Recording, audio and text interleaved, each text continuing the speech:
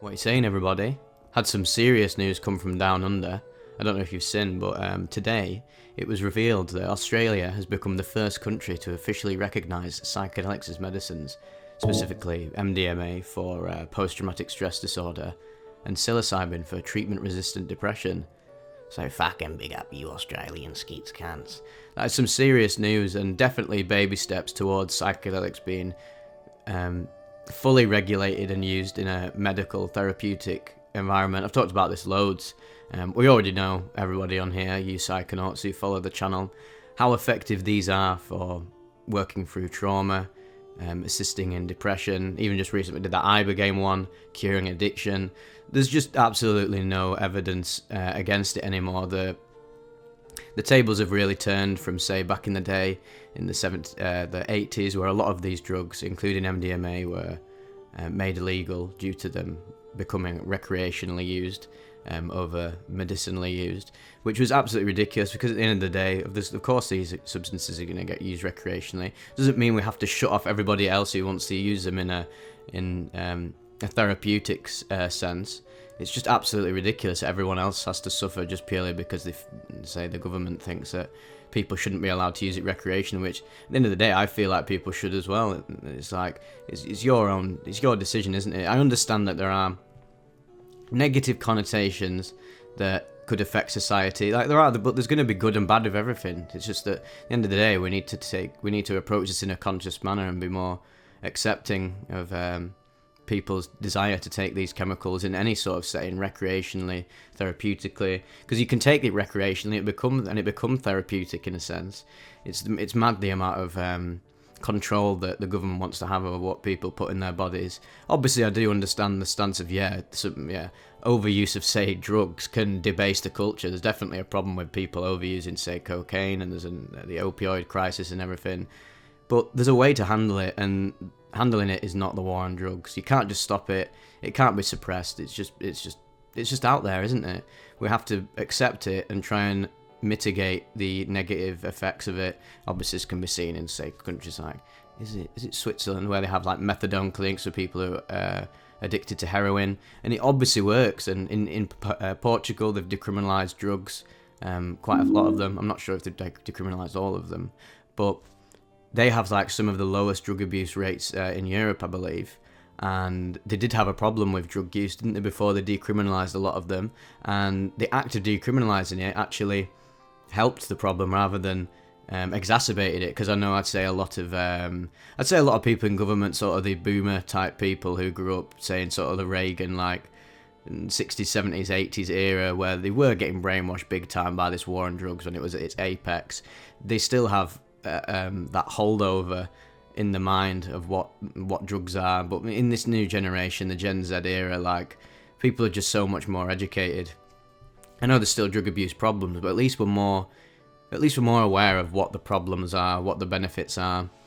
So the best part about this revelation is that it's going to have a domino effect on the rest of the world, just like the legalization of the recreational use of cannabis in, say, countries like Canada is having a domino effect all over the world.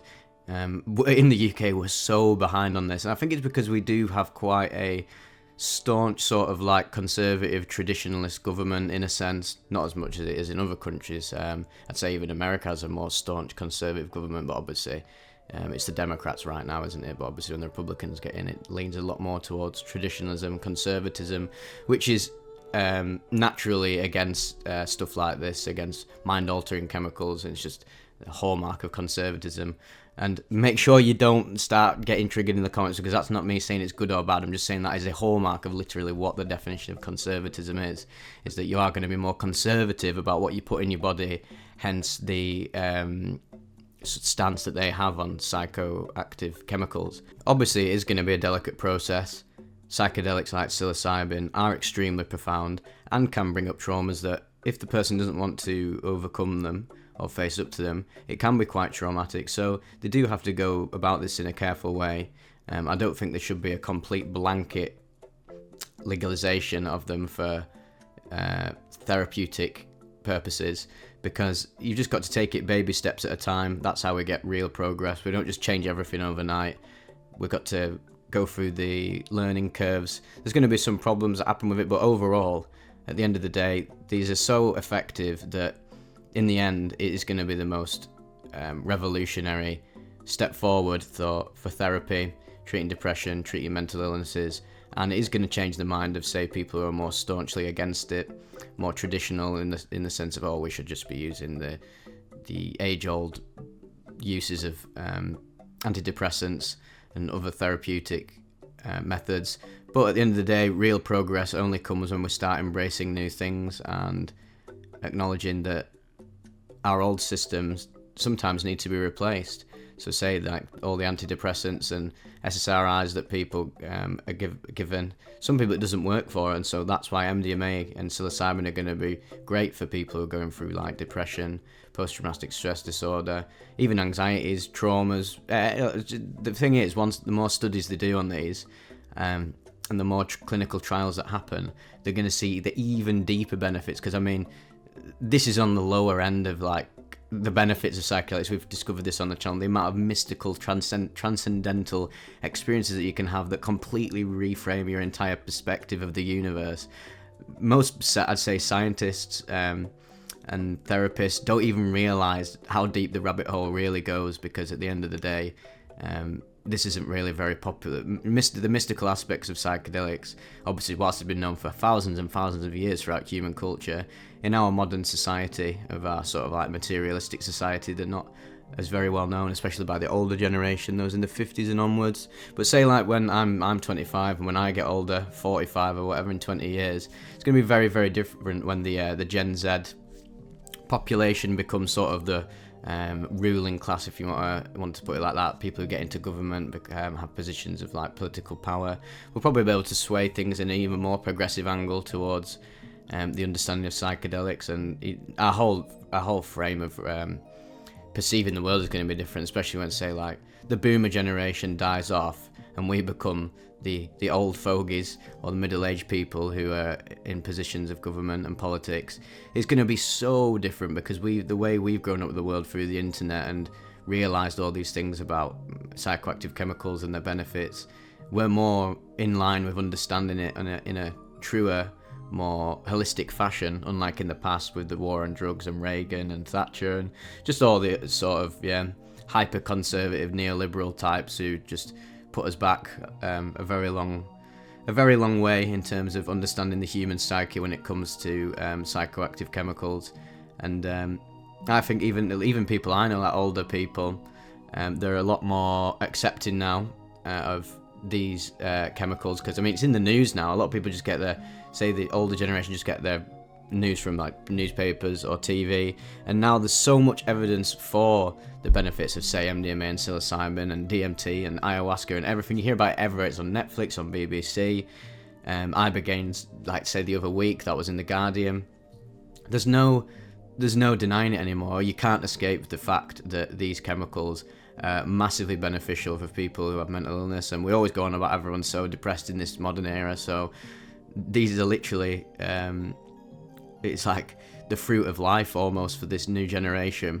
It's going to revitalise people's minds, souls, and it's going to have major benefits for society as well, because when people are happy and when people don't have trauma, when people aren't depressed, we start making great progress in society, new technologies, greater advancements in society, politics, less poverty. People want to like enhance their lives.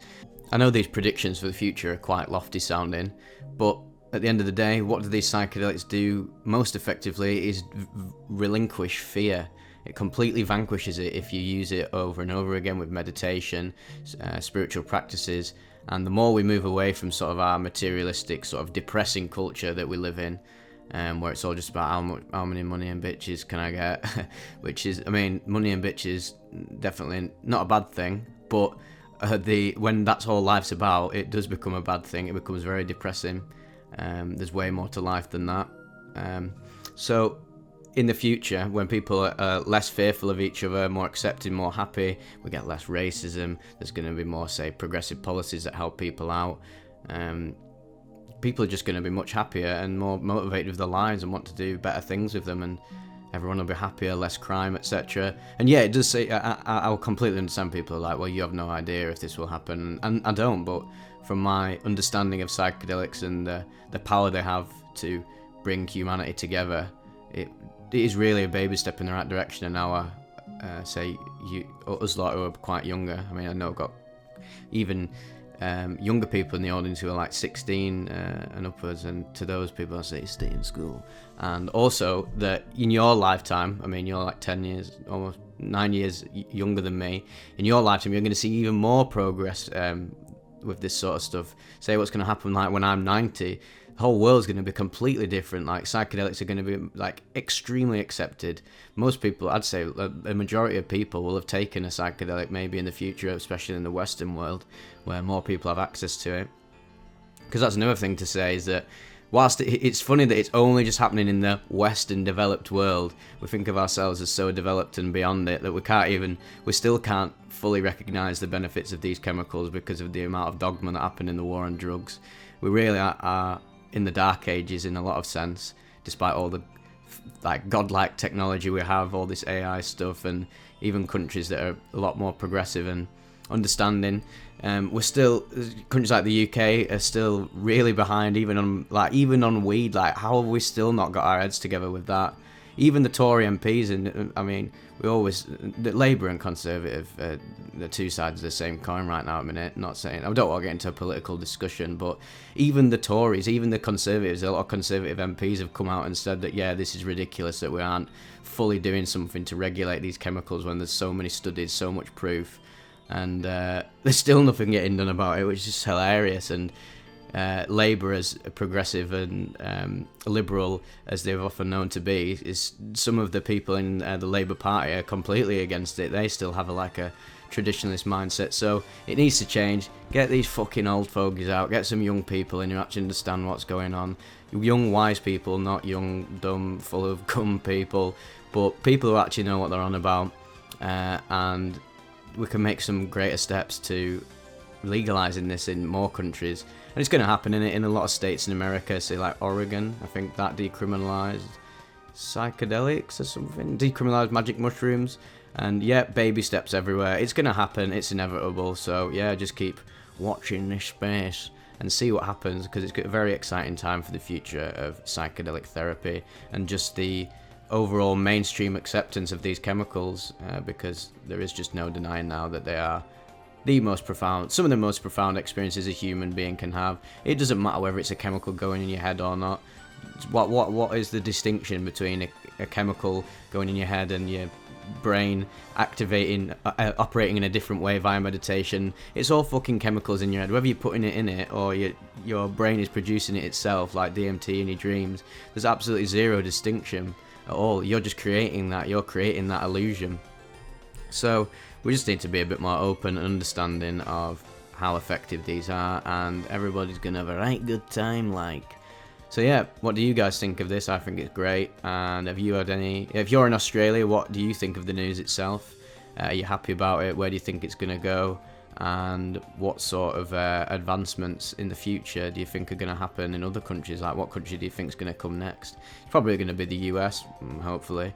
But I don't know, sometimes the political situation in the US is all over the place. So you never know what could happen in the next 5 years. Hope you guys enjoyed this, and I'll see you in the next one.